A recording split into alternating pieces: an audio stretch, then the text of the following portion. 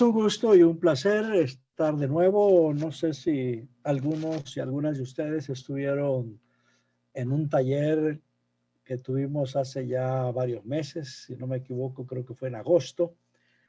Y en esa ocasión estuve hablando de exégesis, de cómo estudiar la Biblia.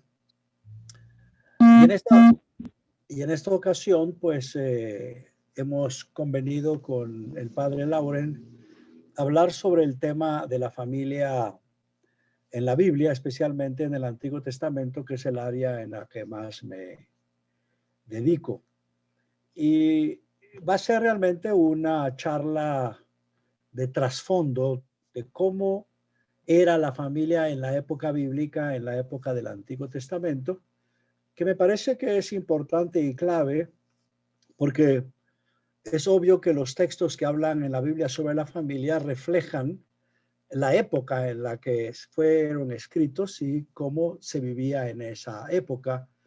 Y es importante que quienes vivimos ahora en el siglo XXI y hablemos de la familia cristiana, de las bases bíblicas de la familia, entendamos esa distancia histórica, geográfica, cultural, para que cuando lo tratemos de aplicar el texto bíblico a nuestro momento, a nuestra época, hagamos ese salto necesario de distancia de todo tipo, especialmente la histórica y la cultural. Quiero empezar mostrándoles y leyéndoles un texto que yo considero como clave y central de lo que debe de ser una familia que vive los principios de las Sagradas Escrituras y que podría ser definida como una familia, el texto que hable de cómo vive una familia cristiana, aunque viene de la época del Antiguo Testamento, es un texto que hasta el día de hoy en la tradición judía se recita varias veces al día y entre nosotros, los cristianos y cristianas, pues es un texto bastante conocido y que a menudo lo leemos y estudiamos. Entonces voy a mostrarles ese pasaje. Está en una edición o traducción que llamamos traducción en lenguaje actual, la TLA, como también se conoce, que es una traducción sencilla dirigida sobre todo para personas que no tienen el español, que tienen el español como su segunda lengua, no como su primera lengua, y también para niños y jovencitos que no están acostumbrados a leer textos mucho más difíciles como son algunas versiones de la Biblia. Este texto se encuentra en el libro de Deuteronomio, que es el quinto libro del Pentateuco, y es el capítulo 6, los versículos 4 al 9. Y es lo que yo le considero el meollo de la fe bíblica o el centro de la Biblia o de las Sagradas Escrituras. En la tradición judeo-cristiana, como les acabo de decir, tanto de ayer como de hoy, este texto que se conoce como el Shema es considerado el corazón de la Biblia. Cuando a Jesús un maestro de la ley le preguntó que cuál era el principal mandamiento, en realidad le estaba preguntando cuál es la principal declaración o enseñanza. Jesús no titubeó en señalar este texto, que es el siguiente, y se los voy a leer. Escucha, pueblo de Israel, nuestro único Dios es el Dios de Israel.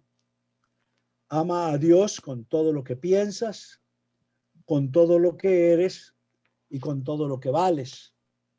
Apréndete de memoria todas las enseñanzas que hoy te he dado y repítelas a tus hijos a todas horas y en todo lugar.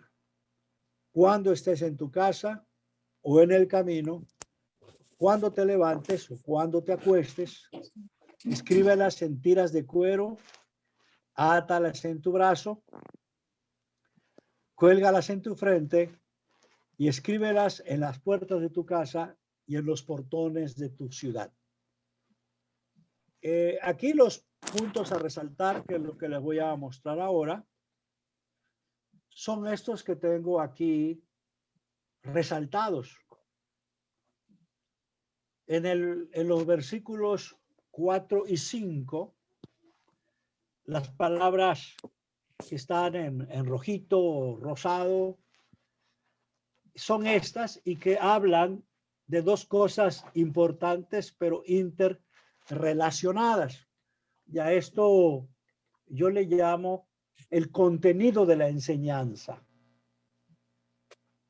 Primero, lo que dice el versículo 4, que el Dios de la Biblia, el Dios de Israel, que conocemos como nuestro Señor o Yahvé, es nuestro único Dios. Nuestro único Dios.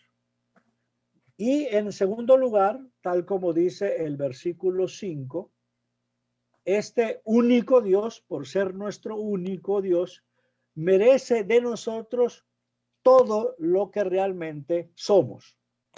Y aquí están en verde tres elementos que componen a cada ser humano. Dice, ama a Dios, ama a tu Dios con todo lo que piensas, con todo lo que eres y con todo lo que vales. Entonces, este único Dios nos pide que seamos fieles a Él, y como no hay otro Dios, entonces no necesita rivales a menos que no queramos ser fieles solo a Él. Y ese es el problema que vivió el pueblo de Israel en la época bíblica. Estoy hablando de casi 3000 años o más, que aunque se le insistía en la enseñanza, se le insistía en la manera en la que Dios respondía a sus necesidades, que los sacó de la esclavitud de Egipto, que los condujo por un desierto muy difícil, que les dio una tierra, que los cuidó, que los guió. Pero a pesar de eso, siempre hubo la tentación de abandonar a este Dios y de ir tras otros dioses. Y por eso este texto, que es central en la Biblia, insiste y afirma y subraya esa singularidad del Dios de la Biblia. Y por eso presenta estos todos que ahora los voy a mostrar en un momento. Solo que quiero mostrar en la segunda parte de este texto. La primera parte, los versículos 4 y 5, hablan del contenido de la enseñanza, de lo que le debemos de enseñar a todo miembro de nuestra familia.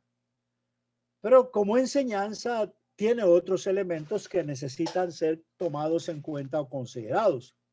Y aquí hablo de la forma de la enseñanza, el cómo, el cuándo, el dónde y el quiénes, aunque no lo escribí allá. Y es lo que sigue, apréndete de memoria todas las enseñanzas que hoy te he dado. Entonces, lo primero es eso, apréndete de memoria todas las enseñanzas que hoy te he dado. Repítelas a tus hijos a todas horas y en todo lugar.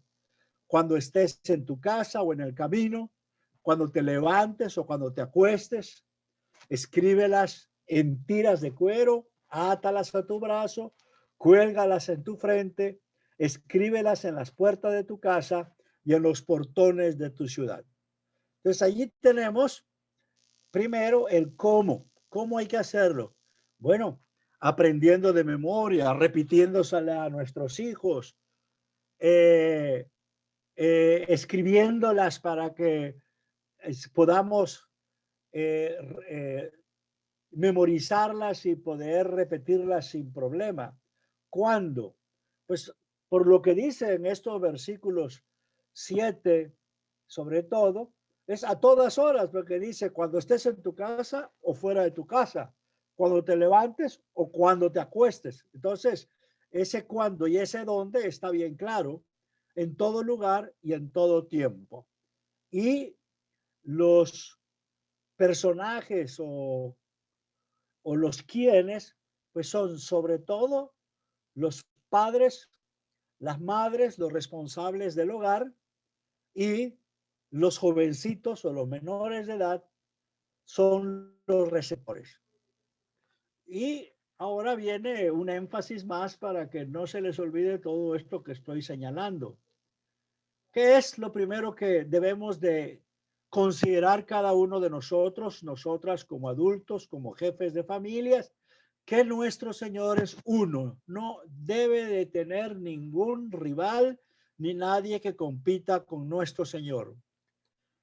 Y esa singularidad de nuestro Dios se afirma con esos elementos que aquí señalo, que Dios en primer lugar no acepta rivales y que por lo tanto todo nuestro ser, y por eso se repite la palabra todos varias veces, con todo lo que piensas, tu capacidad mental, con todo lo que eres, tu personalidad, con todo lo que vales, es tanto tus capacidades como tus bienes. Todo eso es para el Señor, para ningún otro Dios, para ningún otro ser que trate de rivalizar con Dios.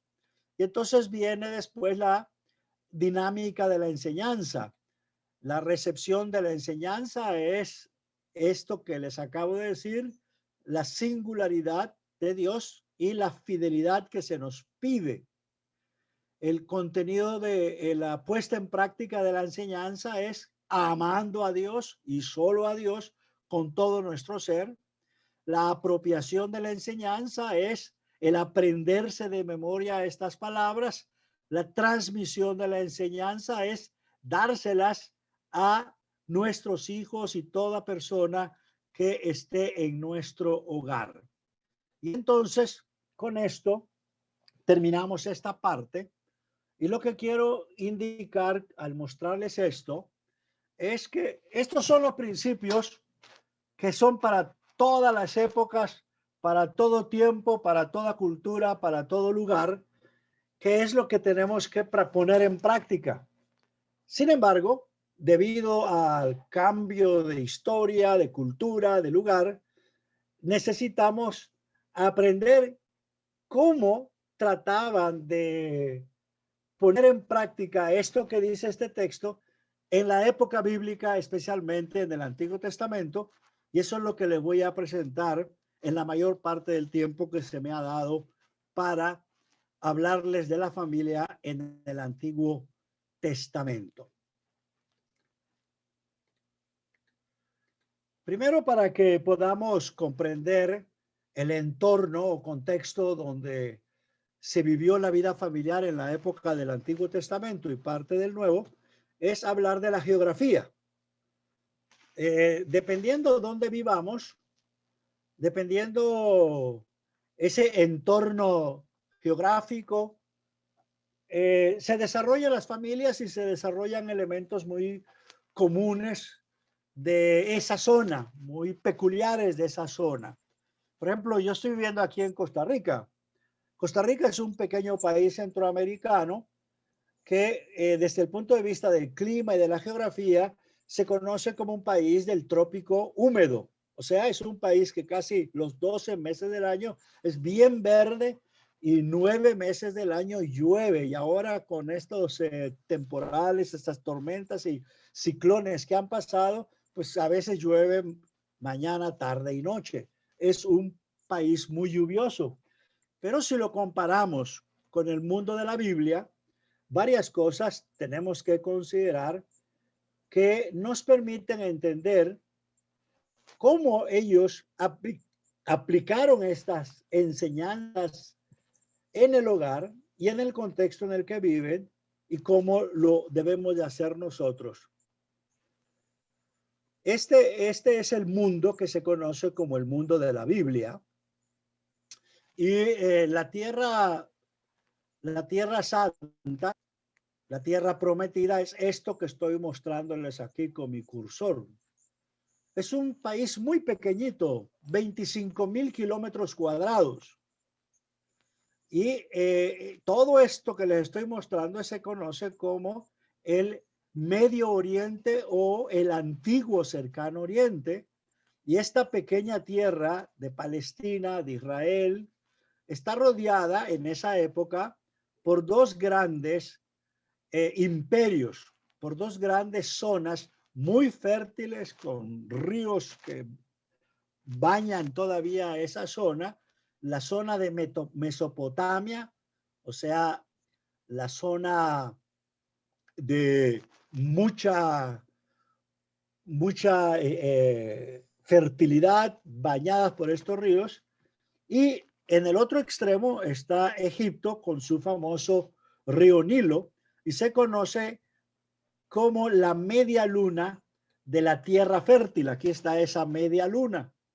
La tierra santa está aquí, y en los extremos está Mesopotamia, y se llama Mesopotamia porque significa entre ríos, que es una zona muy fértil, y Egipto, que está aquí, que aunque está rodeado de desierto, él la baña el río Nilo.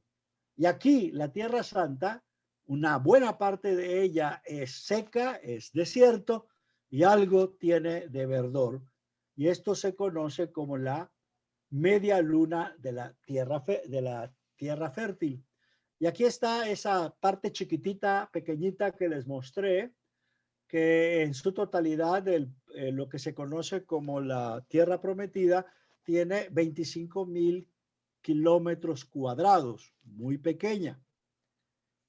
Y su límite, indicado por la Biblia, al norte está Dan, la frontera de esta tribu de Dan, que colinda con el monte Hermón, y en el sur, ya en pleno desierto, con el Negev, que quiere decir sur, y está precisamente con esa ciudad o lugar de Beerseba, y esta es la zona donde se desarrolló mucho de la era patriarcal.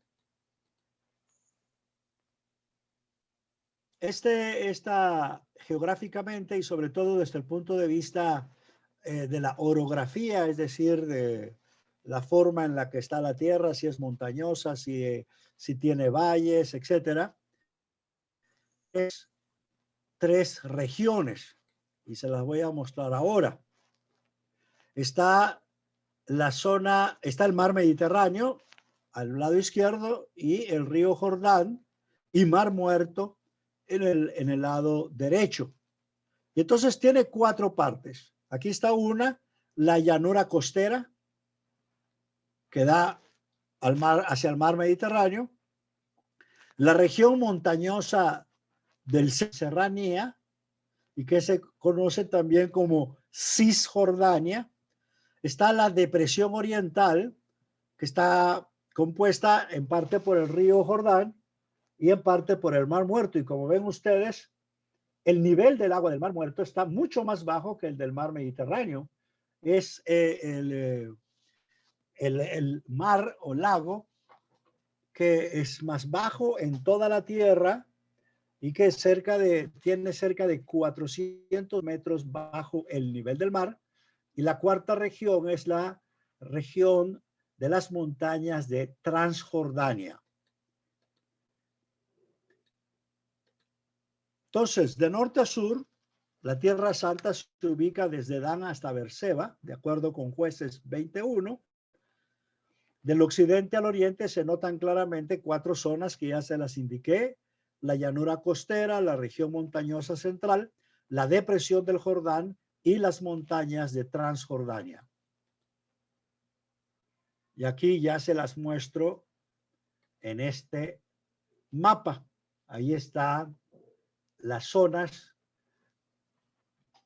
Otra vez se las muestro. Aquí está la llanura costera, que es plana, y en la época de buena parte de la época del Antiguo Testamento la dominaban los filisteos.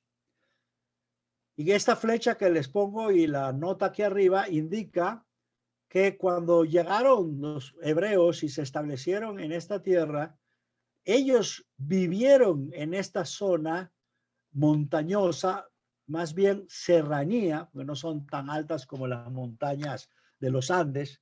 Aquí se establecieron, y fue en realidad, como vamos a mostrar, una zona inhóspita.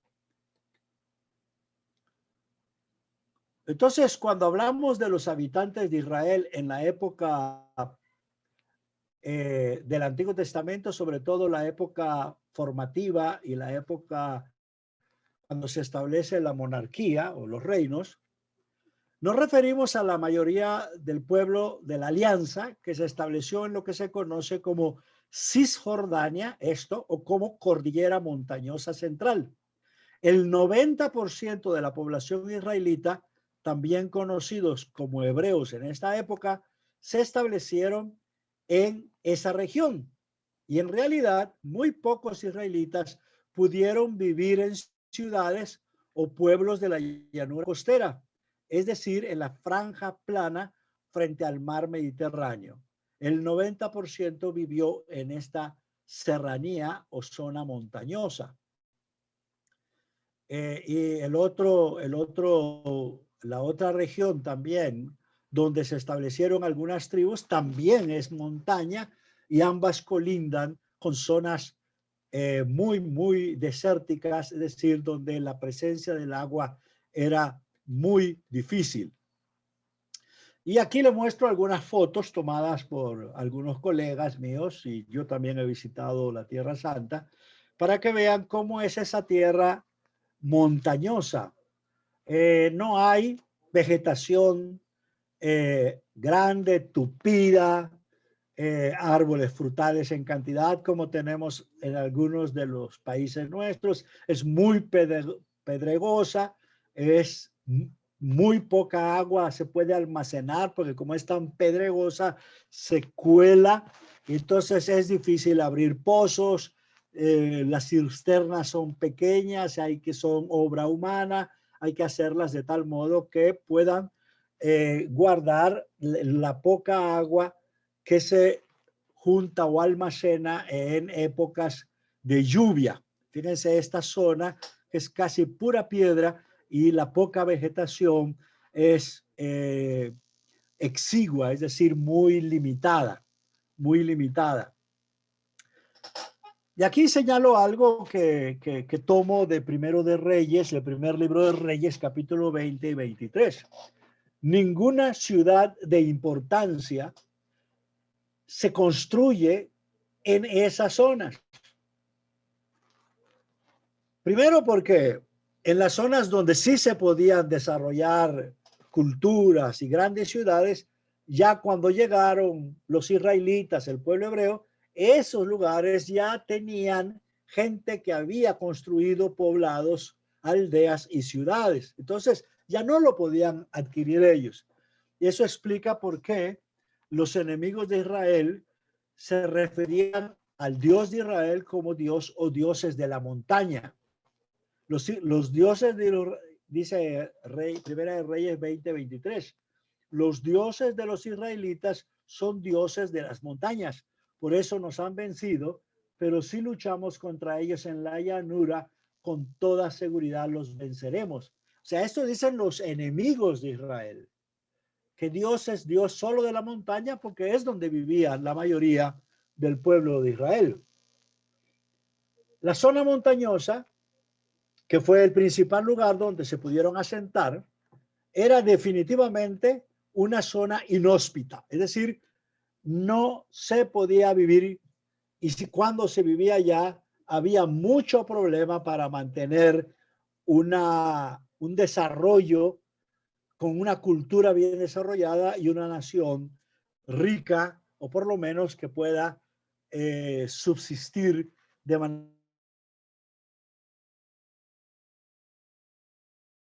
tierra para el desarrollo de la agricultura, ni tenía recursos naturales envidiables. Así, se entiende mejor por qué cuando los hebreos llegaron a Canaán, encontraron la llanura ocupada, pero no la montaña. Los que llegaron primero, obviamente, eligieron y escogieron las mejores tierras para el desarrollo de la agricultura. La pregunta surge entonces, ¿por qué las grandes potencias de la época, Egipto, Asiria, Babilonia, lucharon por controlar esta parte de la geografía? La respuesta definitivamente no es por el interés de los recursos naturales, porque no es un lugar estratégico de recursos naturales. Sin embargo, lo que hacía codiciable esta tierra era porque allí pasaba una ruta internacional por el comercio y el paso de ejércitos. Quizá la expresión tierra que fluye leche y miel no deba de entenderse como una tierra con incontables recursos naturales, sino a través del cual fluían los bienes que acarreaban los mercaderes y los ejércitos conquistadores, y que definitivamente muy poco se quedaba, por lo menos en la etapa formativa, en este lugar donde se establecieron los hijos del pueblo de Dios. El terreno es fértil, pero lo escarpado del terreno hace muy difícil la retención del agua de lluvia, que es prácticamente la única manera de tener acceso a ese precioso líquido. Entonces, cuando el lector asiduo de la Biblia, cualquier lector asiduo de la Biblia recordará de las muchas referencias en la Biblia, tanto en el Antiguo como en el Nuevo Testamento, que hablan de sequía, de falta de lluvias, de hambrunas, de mucha estrechez en lo que a alimentación tanto de seres humanos como animales se experimentó en esas tierras palestinas. Lo variado del terreno, los complejos factores climáticos, la dificultad de retener el agua, obligaron a que los campesinos israelitas desarrollaban una estrategia agrícola tripartita, es decir, de tres elementos muy importantes. En primer lugar, está la cebada y el trigo. En segundo lugar, está los olivos, que sobreviven a largas temporadas de sequía. Estos dan la famosa aceituna, y con la aceituna el aceite de olivo, que es muy importante para la alimentación y salud humana. Y el tercero es la vid, la uva, especialmente para el desarrollo de la cultura vitivinícola, o sea, del vino, que fue y sigue siendo apreciado en esas zonas. Esos son los tres cultivos claves y que se pueden dar en esa zona de la serranía. Estas vides, que debido a sus raíces profundas se daban bastante bien en esos terrenos escarpados de esas montañas o en la serranía.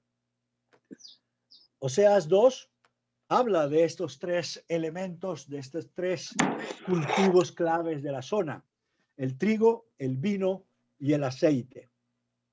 Estos cultivos, por supuesto, no fueron los únicos. La dieta del israelita común fue enriquecida con otros productos agrícolas como los higos, los dátiles, las granadas, los algarrobos, varios tipos de vegetales como el cilantro o culantro, el eneldo, el comino. También había todo tipo de hierbas, cebollas, había legumbres, chícharos o arvejas, garbanzos, habas, varios tipos de semilla que hasta el día de hoy conocemos y usamos: la linaza, el ajonjolí o sésamo, frutas secas como las almendras, los nueces, los pistaches y también las bayas. Esto es lo que les acabo de dar, pues es el contexto donde se desarrollan los pueblos y se desarrollan las familias. Y antes de seguir adelante, sé que ustedes son muchos y muchas, pero no sé si de esta parte algunas 5 o 6 preguntas, padre, para dar también un respiro a la presentación y que la gente no se abrume con tanta información. Bueno, a ver, el que tenga alguna preguntita puede poner una manito, abran abajo participantes y pongan la mano. Tuvimos, Edesio, la semana pasada con Marlon un adelanto, pero claro, el tema es tan largo, el ambiente donde se desarrollan los habitantes, las familias, para entender la vida en el hogar. ¿Alguna preguntita? Y así tú puedes tomarte una agüita. No, no lo hacía tanto por mí como por ellos. Una pregunta, padre Laure. A ver, El corte Manuel, transversal. adelante. Buenas tardes, buenas tardes. El corte transversal de Palestina es actualmente el corte que da la franja o es otro punto. Y no me confunde en esa parte. Perdone mi ignorancia. A ver, la primera parte no la entendí muy bien. A ver, Manuel, te recomiendo quita el video para escucharte mejor. Si quitas el video, no se entendió la pregunta. El corte transversal que mostró hace un momento de Palestina, ese es el corte que da la franja de Gaza, coge la franja de Gaza actualmente, ¿o no? No, este es el corte, la franja de Gaza está metida dentro de eso.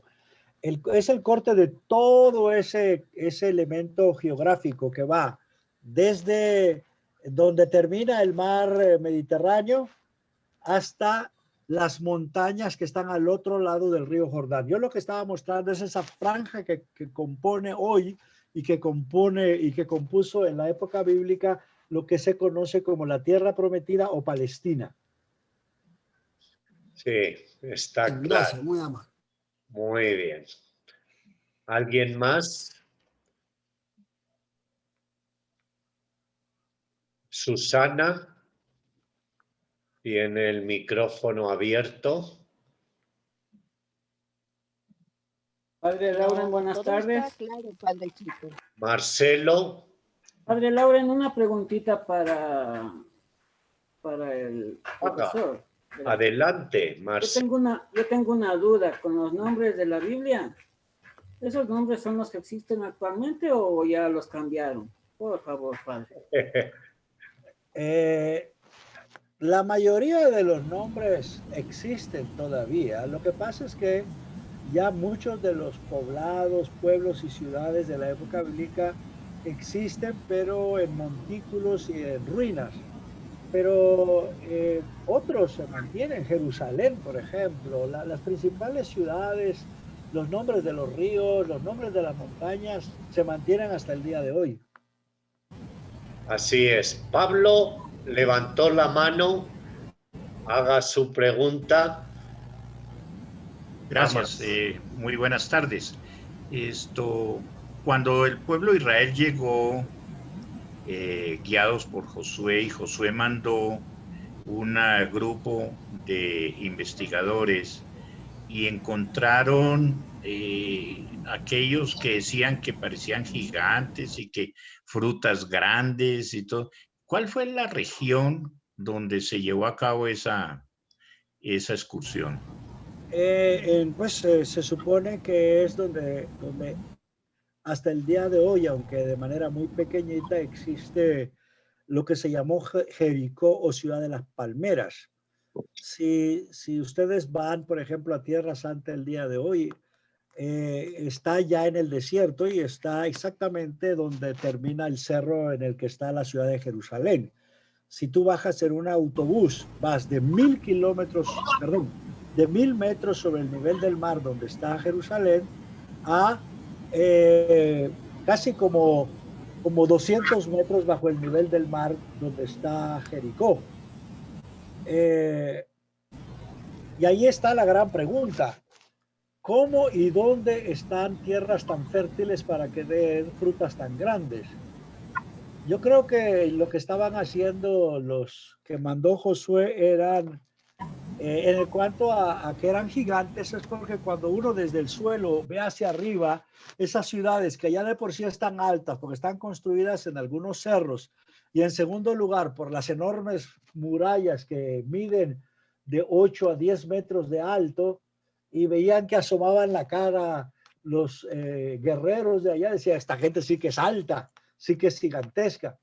No hay manera arqueológicamente hablando, ni desde el punto del estudio natural, que hayan vivido en esas zonas gigantes y que se hayan dado frutos tan grandotes, cuando hablaban de uvas que parecían tamaño de un pomelo o de una toronja, como se dice en otros lugares.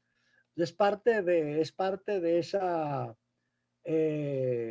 ese uso del lenguaje que se llama hipérbole o exageración, que usan mucho los predicadores y los papás y las mamás para animar a hacer algo que nos llame la atención. Ya hay que aprender a usar en el estudio de la Biblia lo que se llaman las figuras retóricas o los tropos o estas figuras del lenguaje que no se deben ni se pueden considerar literalmente. Muy bien. Muchas gracias. Más un deseo que una realidad, ¿verdad? Para animar la peregrinación del pueblo. Edesio, si me permite, podemos continuar porque pocas veces tenemos la suerte de tenerte y estoy ansioso. Me has dicho que te encanta el tema de la familia en el Antiguo Testamento. En eso vamos ahora a puntualizar nuestra presentación ahora. Adelante, pues. Bueno, y ahora entramos a hablar de la familia en esa época. Los antropólogos nos han dado una definición de qué es familia. De manera se ha podido aplicar en todas las culturas, en todos los momentos históricos y en todos los lugares. Tiene estos elementos. El primer rasgo, que son 4, el primer rasgo distintivo es este. 1. Su naturaleza biológica y social por el hecho de cumplir las funciones básicas de reproducción y socialización, aparte de otras funciones. Este es el primer elemento que define a una familia: reproducción y socialización. En segundo lugar, la presencia de distintas generaciones. Hay una gran diferencia entre esa presencia de varias generaciones en las familias del siglo XXI que en las familias de hace 3000 años en la época bíblica. Nosotros, y también el día de hoy, depende en qué país estés y en qué zona del país, en las zonas rurales puede haber varias generaciones en una familia, pero en las urbes, en las capitales de los países donde hay más dificultad de conseguir casas grandes, terrenos grandes, y por el tipo de época en la que nos toca vivir, hay menos diferencia de generaciones, pero que hay varias generaciones, la hay, aunque sea la de los padres y la de los hijos e hijas. En tercer lugar, su estructuración específica de roles. El papel que juega el papá, el papel que juega la mamá, el hijo, la hija, y si hay abuelitos o bisabuelos o tatarabuelos, nietos, bisnietos y tataranietos, cuñados, cuñadas, sobrinos, primos, tíos, dependiendo el tamaño de la familia, pues ahí nos damos cuenta de qué roles juega cada uno. De nuevo, esto es muy importante. Les voy a pedir que mantengan estos 4 elementos a medida que doy mi charla, porque una cosa es hablar de estos 4 roles o 4 elementos en la cultura, por ejemplo, ecuatoriana, de los que viven en las zonas de montaña o en los valles. Hay comunidades indígenas, hay comunidades mestizas, hay comunidades afrodescendientes. Todo eso varía. En la época bíblica no era tanto esa variedad como la tenemos en varios de nuestros países. Entonces, eso también es muy importante. Y el cuarto elemento es la cooperación específica y la solidaridad entre miembros de la familia. Es decir, estos 4 rasgos son los que a través de la historia y del tiempo, la mayoría de los antropólogos han definido y nos los comparten para hablar de las familias en todo el ámbito del globo terrestre y a través de la historia y considerando las diferencias culturales. Vuelvo a repetirlos. Naturaleza biológica y social por el hecho de cumplir las funciones básicas de reproducción y socialización, aparte de otras funciones. Hay lugares donde hasta el día de hoy, en el hogar es que los niños y las niñas y los jovencitos también son educados, aprenden a leer, aprenden oficios, pero hay otros lugares donde eso no ocurre. Segundo, sus distintas generaciones, dependiendo de la cultura, dependiendo de la geografía, dependiendo del tiempo, la época, vamos a hablar de 4 o más generaciones, que lo dudo, pero 4 es aceptable, o 2, etcétera. En algunos casos hasta solo una, cuando se vive una pareja más o menos de la misma edad, pero no tienen ni hijos ni viven menores de edad con ellos.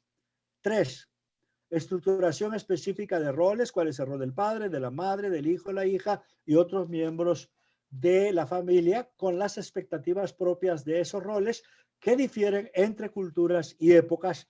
Y 4, la cooperación específica y la solidaridad entre los miembros de la familia. Apliquemos esa definición primero a la familia israelita, después cada uno de ustedes lo puede aplicar a su propia realidad. La familia en la época bíblica se responsabiliza de las funciones de producción y consumo y en el mayor de los casos fueron económicamente autosuficientes. Se responsabiliza de las funciones de producción y consumo y en el mayor de los casos fueron económicamente autosuficientes. Estamos hablando de esa época del Antiguo Testamento. La presencia de distintas generaciones. Estamos usando los 4 elementos que vimos para todas las épocas, distintas generaciones. Definitivamente en la época bíblica, como vamos a ver, hay varias generaciones que la mayoría de los hogares modernos no lo tienen. 3, roles bien específicos, considerando las diferencias históricas y socioculturales. En todo el periodo bíblico, no importa las diferencias temporales y culturales, la cooperación familiar y la solidaridad es algo característico cuando se compara con nuestra cultura occidental.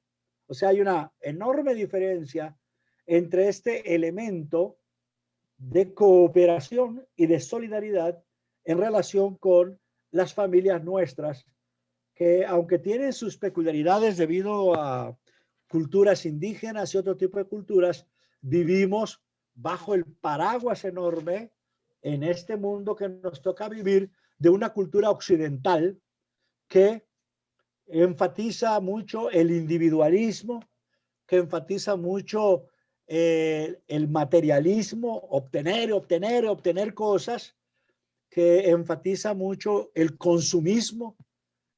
En la época bíblica se tenía lo que se necesitaba porque no se podía tener más.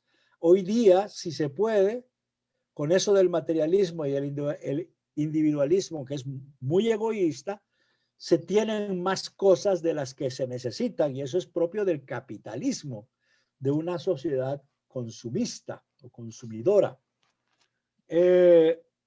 Así que esto es muy importante que tomemos en cuenta en cómo comparar una familia de la época bíblica con la época de hoy y por lo tanto, ¿qué significa ser una familia que vive de acuerdo con la voluntad de Dios en la época bíblica y qué es y cómo se vive el día de hoy en pleno siglo XXI en los lugares donde vivimos esa voluntad de Dios y sobre todo las enseñanzas y desafíos de su palabra?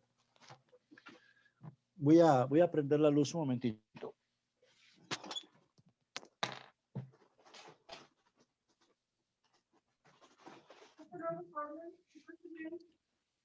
Aprovecho para recomendarles siempre un atlas un atlas a mano.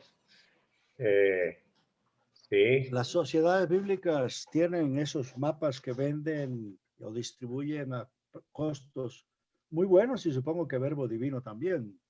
Sí, aquí en Ecuador nos compran las sociedades al Verbo Divino. Muy baratito, sí. Adelante. Bien, entonces estoy hablando ahora de la familia en el bronce, en la era del bronce hierro, siglo XIII antes de Cristo.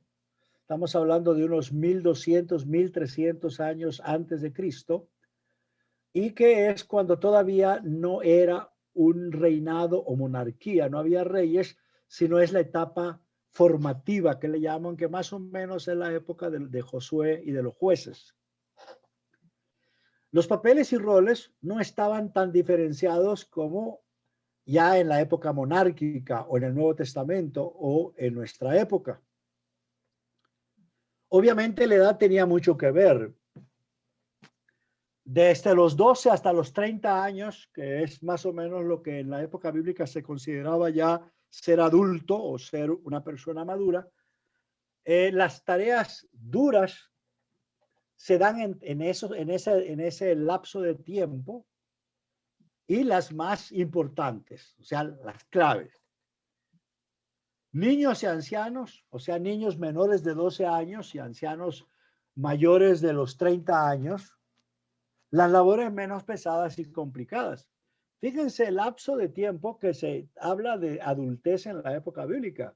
Hoy un chico, una chica de 12 años, sobre todo en las ciudades y en las zonas no tan rurales o campesinas o indígenas, ser joven, ser niño, ser menor de edad, en algunos países es a partir de los 18 años, a partir de los 21 años, aunque en otros lugares es menos. Pero en la época bíblica, por lo duro de la vida, la gente no vivía muchos años como se vive ahora.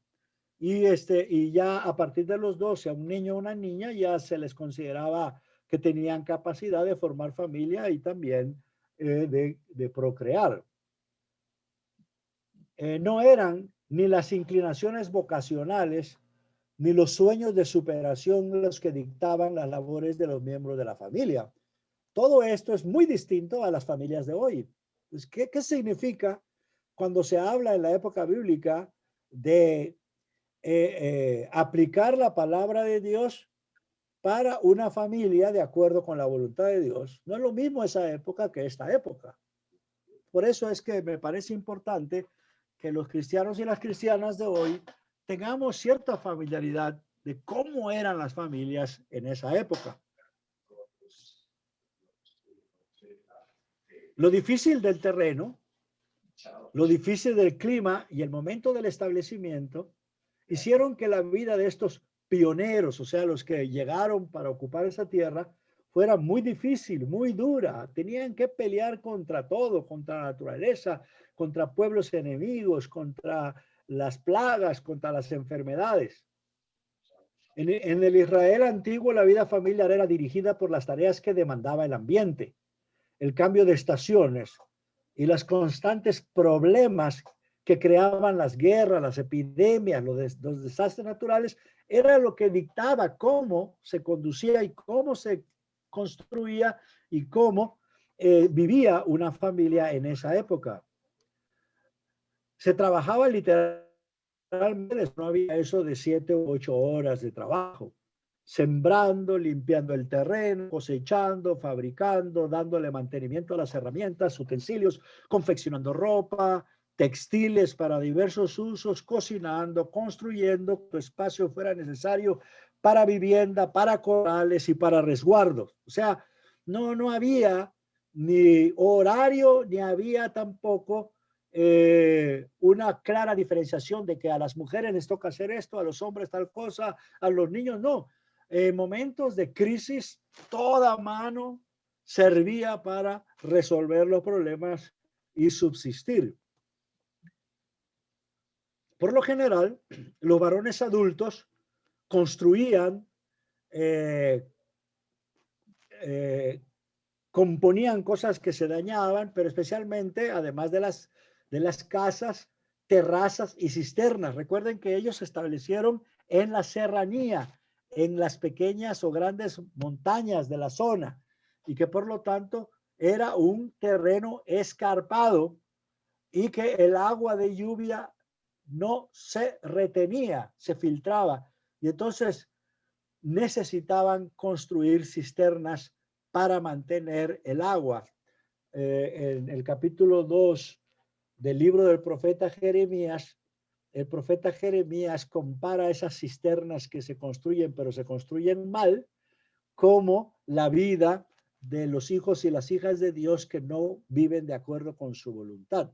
Entonces, la mayoría de los varones adultos hacían estos trabajos de construir terrazas, cisternas, preparación del terreno para el sembrado, de limpieza de espacios para edificar casas, construcción de casas, cisternas, terrazas y gradas para el cultivo y para el mejor uso del agua. Ese era el trabajo de los varones mayores.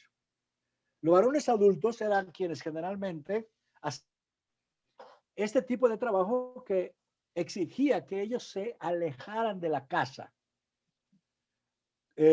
cosa que no se esperaba de la mujer, que por lo general necesitaba estar en la casa, en el lugar donde vivían, para estar cerca de los infantes, de los niños y ancianos que dependían del cuidado de las mujeres. En la sociedad rural del antiguo Israel, la mujer no solo se preocupaba por su embarazo y cuidado y alimentación de infantes y niños, sino que también se dedicaban a la preparación de comida y su preservación. No habían refrigeradores, no habían congeladores, recuerden eso. Entonces, ellas tenían que preocuparse para eso. Pero también estaba bajo su responsabilidad el cultivo de la huerta, el cuidado y alimentación de animales domésticos, la producción de textiles, la fabricación de ropa y otros productos de hilado. O sea, las mujeres tenían mucho trabajo, a veces más trabajo que los mismos hombres. Debido a que los cereales fueron la base principal de la alimentación, todo lo que tenía que ver con el proceso para que pueda servir como alimento, la limpieza, la molienda, la preparación de la harina, la confección del pan, incluyendo la preparación de los hornos, la recolección de la leña o de los combustibles, todo eso estuvo bajo la responsabilidad de las mujeres. Además, prácticamente todo el trabajo que requería precisión y artesanado fino fue hecho por mujeres: hilado, cocido, tintura de telas, producción de cerámica y varias clases de vasijas y canastas también de la mano de las mujeres.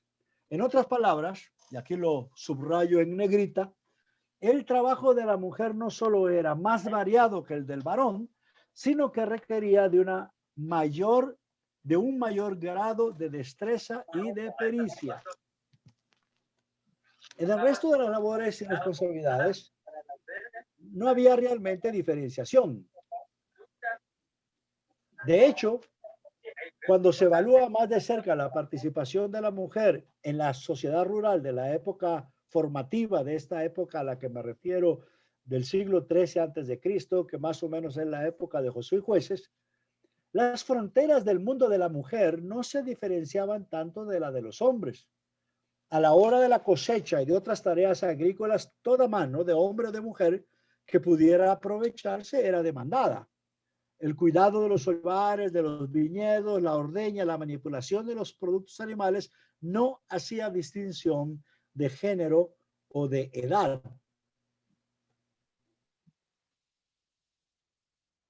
Ahora vamos a hablar del espacio de la vivienda. Del espacio de la vivienda. La casa más común de la época bíblica, la que pertenece al periodo este que estamos hablando, como casa de 4 cuartos, aunque también los hubo de 2 o 3 cuartos. Y vean ustedes esta dimensión, que los pilares no eran demasiado altos y los travesaños no superaban la altura de las personas. No estoy hablando, pero de una parte importante de ese tipo de construcciones. Y ahora van a ver una maqueta de cómo se veía más o menos la casa común y corriente también de toda la época del Antiguo Testamento y parte del Nuevo Testamento. Aquí está. Fíjense las partes que la componen.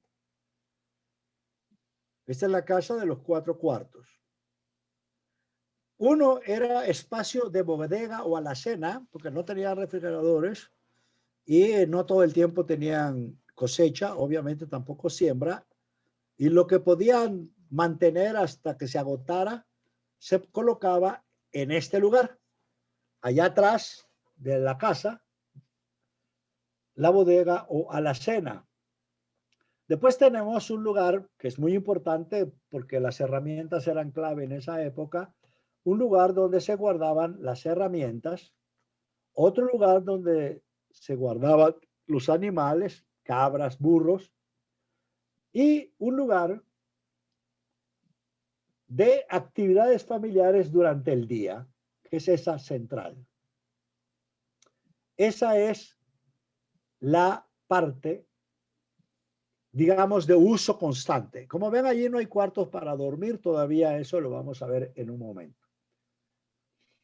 Sobre esos pilares se construía una tarima o aposento alto donde dormía la familia, y es la que ahora ven acá. ¿Se acuerdan que les dije que hay un cuarto atrás donde se guardaban los comestibles? Que hay un cuarto a un lado donde están los animales, especialmente para pasar la noche. Otro cuartito por acá donde se guardan todo tipo de herramientas y cosas que sirven para la vida de la familia. Y en el centro, donde durante el día se hacían labores. Por lo general, debido a que allí era la zona muy seca, la mayor parte de las cosas se hacía fuera de la casa, pero en algunos momentos o circunstancias también se podían hacer aquí dentro. Los techos, por lo general, solo se construían en época de lluvia. Muchas casas se mantenían sin techos porque no era necesario debido al clima seco de la zona. Y aquí está otra vista de esa casa, de ese tipo de casa. También se conocen como la casa de los 4 pilares por estos 4 pilares que hay acá. Y estos travesaños para que sostengan esta tarima, que es donde duerme la gente. Esto solo se usa en la noche para dormir. Y aquí están los 4 cuartos. Al fondo, donde se guarda la comida, y a los lados, las herramientas, los animales, y en el centro, donde se hacen las actividades de la familia. Esto es el tipo de casa común de la época. ¿Cómo se distribuía la familia en estas casas? Para poder responder a esa pregunta será necesario tener clara la terminología bíblica al respecto. Y aquí está.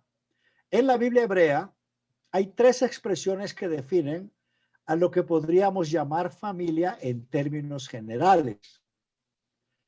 Bayit Ab, así se dice en hebreo, Bayit Ab, que en español significa la casa del padre, aparece como 83 veces en la Biblia hebrea.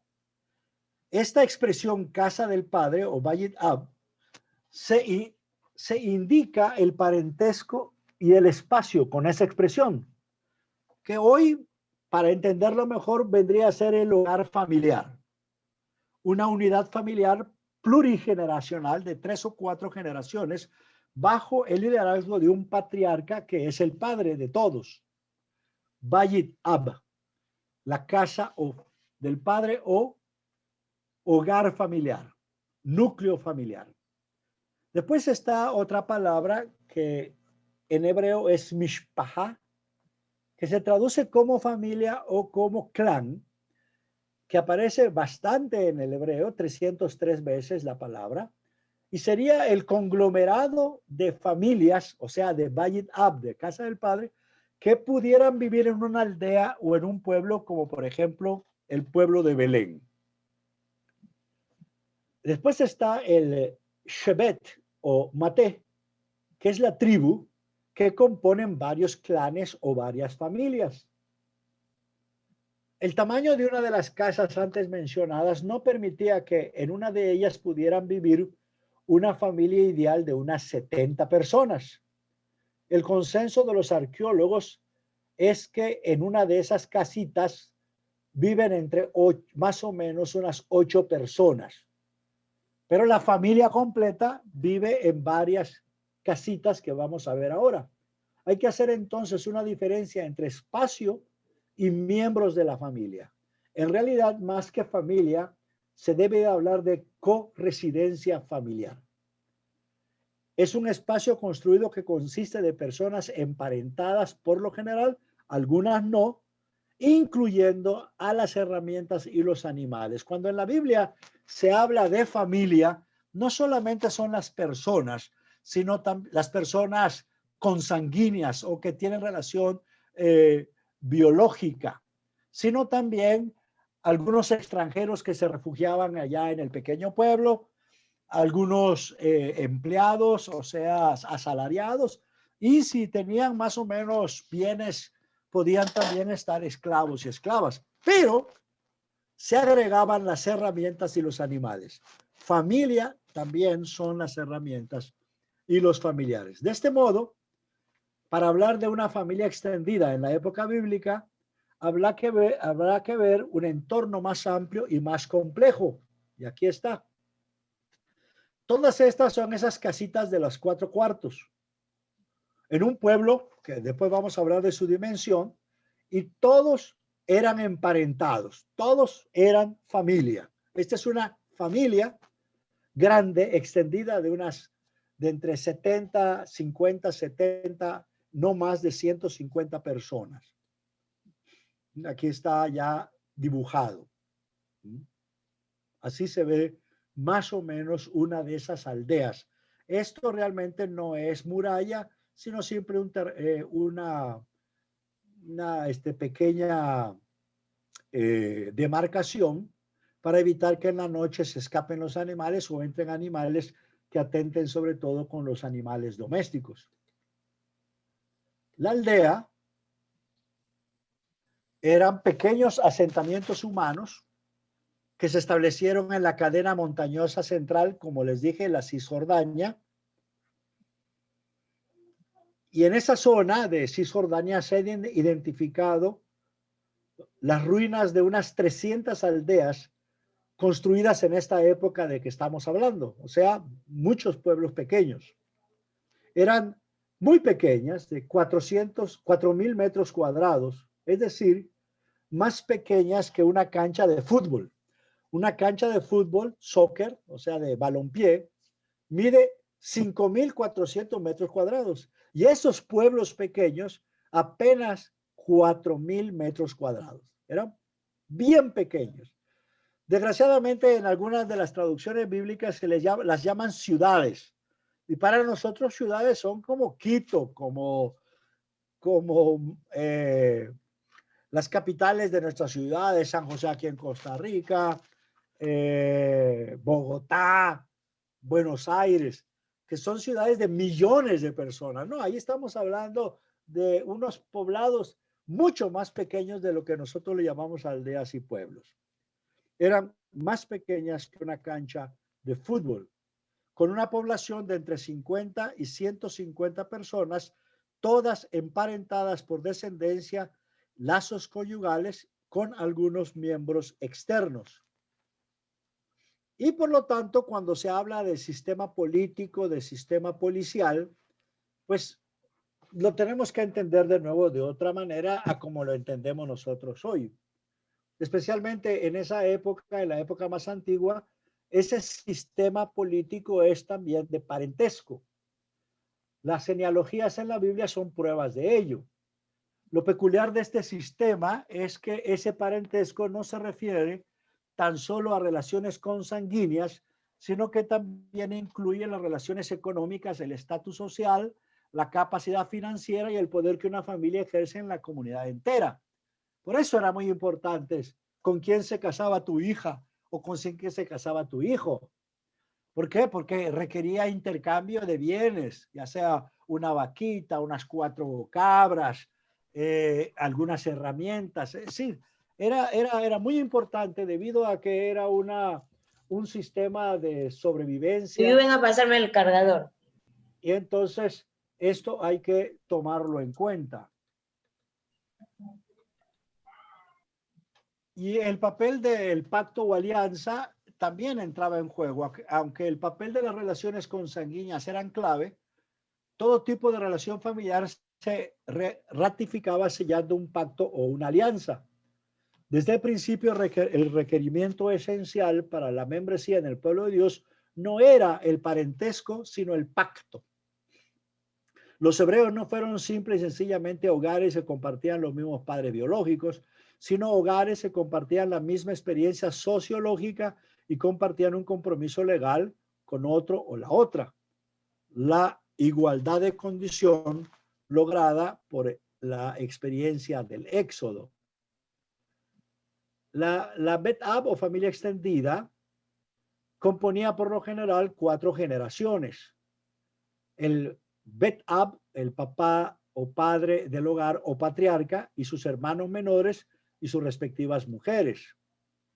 Su padre, el abuelo y sus tíos y sus respectivas mujeres. Sus hijos y sus respectivas mujeres. Esta es la familia extendida que vivía en todas esas casitas que componían la aldea. Y estaban los nietos, 4 generaciones. Esto era la familia común en la época bíblica, que no se parece a la mayoría de las nuestras en nuestra cultura posmoderna. ¿Cuál era la responsabilidad del patriarca? Bueno, proteger, proveer para su tierra y sus descendientes. El padre del hogar tenía la autoridad de adoptar y expulsar del pueblo a los hijos y a las hijas, de reclutar a asalariados y guerreros, de negociar los contratos matrimoniales y de otro tipo, de hospedar a los extranjeros. Este era el poder del papá, la autoridad, porque él era el presidente municipal, era el jefe de policía. O sea, en esa época, quien era el patriarca tenía control de la vida de todas las personas, incluyendo si había necesidad de un castigo, de echarlo del pueblo o hasta de matarlo, matar a algún miembro de la familia. Designar a los herederos también era su potestad. La responsabilidad de la o de la madre, porque así como hay un patriarca, hay también una matriarca, para proteger y proveer para su tierra y sus descendientes. Las madres del Bet Ab, de la casa patriarcal, procreaban hijos y ayudaban a otras esposas a procrear hijos.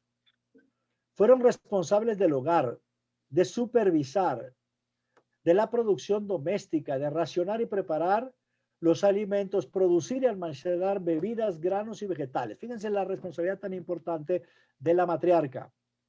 Enseñar las tradiciones familiares. Era la directora de la universidad o de la academia. Designar herederos, o sea, así como el papá, el varón, también a la madre, a la matriarca, tenía la potestad de designar herederos, como vemos en algunas partes de la Biblia. La enseñanza de la Biblia le da a la mujer mucho más espacio y acceso a los sistemas administrativo, judicial y económico que lo que muchas personas quieren admitir el día de hoy. El papel que juega la mujer en el antiguo Israel obviamente no servía de modelo para la construcción de la sociedad contemporánea, pero tampoco debe de usarse como apoyo unilateral para que el día de hoy se diga que como en la Biblia la mujer fue subordinada, también el día de hoy, entonces no conocen el mundo de la Biblia. Es importante aclarar desde ahora que la Biblia no es ni feminista ni machista, pero tiene un mensaje liberador. Así que con esto en mente se puede afirmar sin duda alguna que el mundo bíblico es patriarcal como sistema social. Desde ese concepto, el patriarcado no es sinónimo de sexismo o esto que significa la mujer como biológicamente inferior al varón. No, no lo es. El patriarcado como sistema es patrilocal. La mujer vive en el hogar del esposo. Es patrilineal. El heredero del hogar debe ser un hijo natural o adoptado del padre. Ahora bien, es necesario, en relación con esto que acabo de decir, hacer una distinción entre autoridad y poder. El padre, el patriarca, tiene autoridad sobre la tierra y sobre los hijos. La mujer, por lo general, tiene el poder sobre cómo se usan y explotan esos recursos. Fíjense, la diferencia entre autoridad y poder. Autoridad, una cosa, poder, la otra. Por ejemplo, el padre del hogar en la Biblia tiene la autoridad de seleccionar el heredero, pero de hecho, la madre por lo general ejerce el poder. ¿Se acuerdan de ese pleito que hubo entre Saúl y Jacob? El papá tenía la autoridad de decir a quién darle la primogenitura, pero terminó siendo la madre la que decidió a cuál de los hijos, o sea, Rebeca, a cuál de los hijos darle esa primogenitura, y en este caso Rebeca tuvo ese poder. En realidad, a nivel del manejo y gobierno del hogar, la mujer tuvo autoridad y poder en lo que respecta a la toma de decisiones y la solución de problemas en los que se refiere a la propiedad y a la prole. El patriarcado en el antiguo Israel se basó no en la subordinación y explotación de la mujer, sino en el esfuerzo común de hombres y mujeres para la sobrevivencia del hogar. A nivel externo, el padre tenía el liderazgo, pero internamente era más bien mancomunado. Varios Bet-Ab o varios de estas familias que viven en un pueblito formaban una familia o un clan. El clan era en primer lugar una comunidad educativa. A ella le correspondía transmitir los conocimientos de la historia familiar, así como las habilidades artesanales y agrícolas a las nuevas generaciones, con otras tareas como la que regulaba todo lo relacionado con la herencia. La aldea la formaban clanes que compartían los mismos recursos naturales, formaban esa aldea, lo que les mostré hace un rato de varias casas. La aldea determinaba cómo se usarían de manera igualitaria y pacífica esos recursos naturales de agua, cisternas, terrenos para la agricultura, etc. Y hasta aquí ya llegamos y terminamos nuestra presentación. Quiero nada más terminar regresando al texto con el que empecé, de Deuteronomio 6, 4 al 9. Si en la época bíblica ese texto se aplicaba, tenía que ser en relación con todo ese contexto de vida de hace 3000 años. Así que cuando leemos en ese texto que los padres se los repetirán a los hijos estando en la casa o cuando estén afuera, al acostarse, al levantarse, al salir, al entrar, tomen en cuenta que en esa época niños y niñas y prácticamente todos los miembros de la familia estaban juntos prácticamente las 24 horas del día y estaban en relación con uno de los adultos que tenían la responsabilidad en esa familia y que controlaban tanto la seguridad como la conducta de los menores de edad las 24 horas del día porque estaban pegados a ellos. Pero si hablamos de niños y jovencitos ahora en el siglo XXI, que la familia y su estilo de vida es tan diferente a esa época, ¿qué familia el día de hoy tiene control de sus hijos las 24 horas del día? De hecho, hay muchos jovencitos y jovencitas que la mayor parte del tiempo la pasan fuera del hogar. ¿Quién los educa? ¿Quién quien les da los principios de vida el día de hoy, difiere mucho a la época bíblica. Por lo tanto, cuando se dice, escucha Israel, nuestro único Dios es nuestro Dios Israel, eso es lo que está presente las 24 horas del día en una familia que enseña de la Biblia. El libro de texto de los niños es aprender de memoria el Pentateuco. Hoy día, con las universidades, los colegios privados, públicos, nuestros hijos son enseñados de diferentes maneras, de diferentes perspectivas, y muchas cosas las que enseñamos en el hogar se frenan, se distorsionan en otro lugar. Entonces, vivir bíblicamente hoy como familia, cristianamente hoy como familia, no es lo mismo que decir vivir bíblicamente, cristianamente en la época bíblica, por esas diferencias que ya le señalé. Y aquí, mi querido padre Lauren, termino mi presentación.